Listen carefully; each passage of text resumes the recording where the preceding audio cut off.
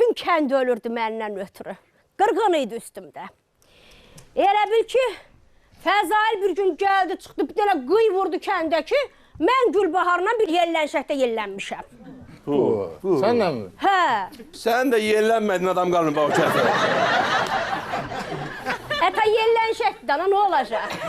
Yellənirik dana. Nə bilim oğlum? Bu qayıtdı dedi ki, mən Gülbaharla bir yellənşəkdə yellənmişəm. Hamı çəkildi, durdu qıraqda.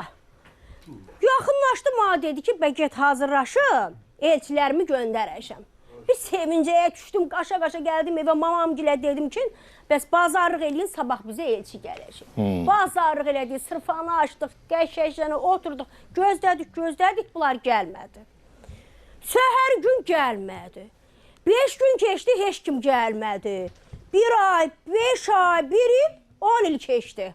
10 ildən sonra baxam, darvaza açıldı, Fəzail girdi içəri, əlində də bir dəvətnamə. Yaxınlaşdı dədəmə ki, bəs dəvətnaməmdir, sizi toyuma çağırıram. Dədəmin beyninə qan sızdı. Anam özün yandırdı.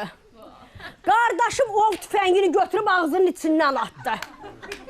Mən də ayaq yalın düz 2 il küçələrə düşdüm. Havalanıb qaçırdım eləcənə.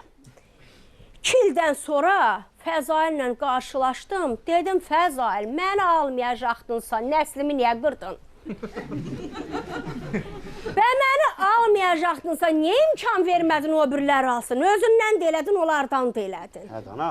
Mənə qayıtdı, dedi ki, heç bir şair sevdiyinə qovuşmayıb. Sağ olsun. Sən də gərək qovuşmayaydın ki, nakam yanğılı şeirlər yaza biləyik. Yaşa. Məli sağ ol. Bax, o vaxtdan mənim düz yüzlərlə nakam sevgiyə həsr olunmuş şeirlərim işıq üzü görüb.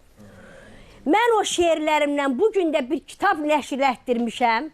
Elə bax, heç varaqları soymamış, isti-isti gətirmişəm elə. Fəzailin özünə təqdim eləyim. Kitabım da belə adlanır. Səhərə salamat çıxmayalım.